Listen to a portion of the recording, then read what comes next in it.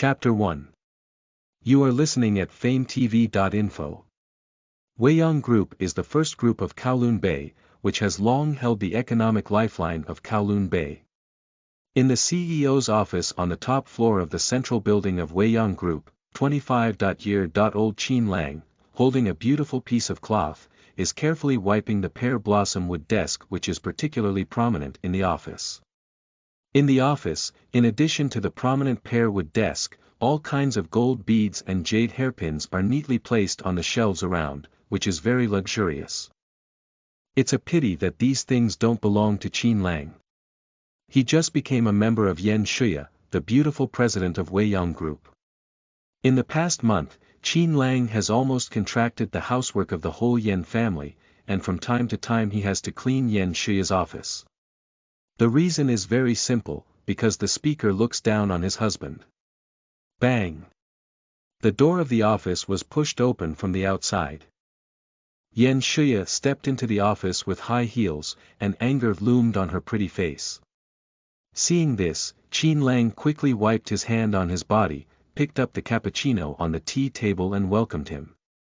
"Daughter-in-law, your cappuccino." "Pa." Yan Shuya threw her hand and knocked cappuccino to the ground. She said in a delicate voice, "Who is your daughter-in-law? Clean up and get out of here." "Good." Qin Lang didn't think much about it. He bent down and began to clean up cappuccino. Yan Shuya looks at Qin Lang, who doesn't even want to resist, and shakes his head with disdain. She couldn't figure out why her brother Yan Cheng, who died in the army, left a last word demanding that she marry Qin Lang anyway. What made her even more puzzled was why her beloved grandfather forced her to marry Qin Lang in accordance with his brother's will without saying a word. The most beautiful woman in Kowloon Bay, the overbearing president who controls the economic lifeline of Kowloon Bay, wants to marry a man who is willing to do anything for money. Yan Shuya's dissatisfaction with him is not unknown to Qin Lang. However, what he cares more about in his heart is, who in the end annoyed her. After cleaning the cappuccino, Qin Lang turns around and walks out of the office. Secretary Xiaobing is holding a pile of documents, standing in the office door with a sad face. "What's the matter?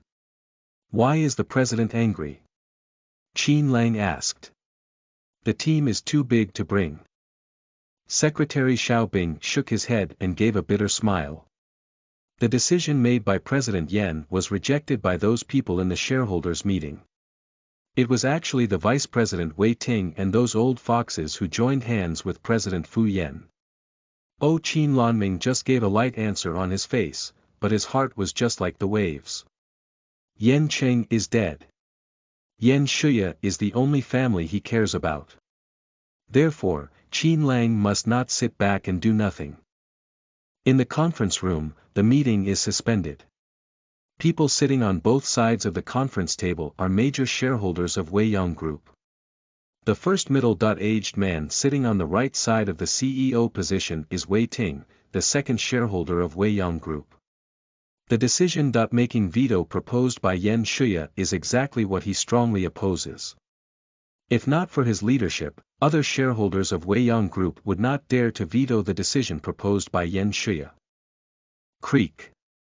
Qin Lang pushes the door of the conference room from the outside and walks straight in. Under the surprise of everyone, he sits in the position of CEO. Wei Ting's small eyes narrowed, looked up and down at Qin Lang, and said coldly, "This is the board of directors of Weiyang Group. Who let you in?" Qin Lang sat in his seat, raised his eyebrows and said, "No one let me in, I came in myself. I'm Wei Ting, the second shareholder and vice president of Weiyang Group. I order you to get out of here." Wei Ting has been in a high position for a long time. Naturally, he is a bit arrogant. "Ha ha." Qin Lang gently smiled, that pair of sharp eyes suddenly shot at Wei Ting, slowly said. "I just saw that President Yan was in a bad mood, so I need to come in and say a few words. It's your business here." Wei Ting's eyes were as cold as a sword. He looked at Qin Lang and said, "I'll say it again. Get out of here." Qin Lang ignored Wei Ting's words. He looked around the room and said slowly, I don't want to know about your business, but your obstinacy has affected President Yen. It seems that if President Yen talks with you, you want to be a hooligan. And then Wei Ting was very upset. In addition to Yen Shuya, no one in the conference hall dared to speak to him like this. Qin Lang's smile, tone increased a bit, I'm not here to reason with you now, just to remind you, put away your tricks to President Yen, or I'll let you no longer have a foothold in Kowloon Bay. Let's have no place in Kowloon Bay. Ha ha ha ha. Wei Ting seemed to hear a big joke and burst out laughing, boy, even Yen Shuya doesn't have this ability. I'll see how you can make me have no place in Geelongwan. Ha ha, I'm a boy who doesn't know where the heaven is and where the earth is. President Wei's identity, even the law enforcers of Geelongwan, have to give him some thin noodles.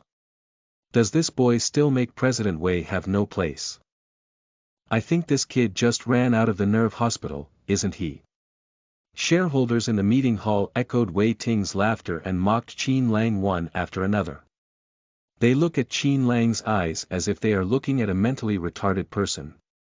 Qin Lang didn't care what these people said.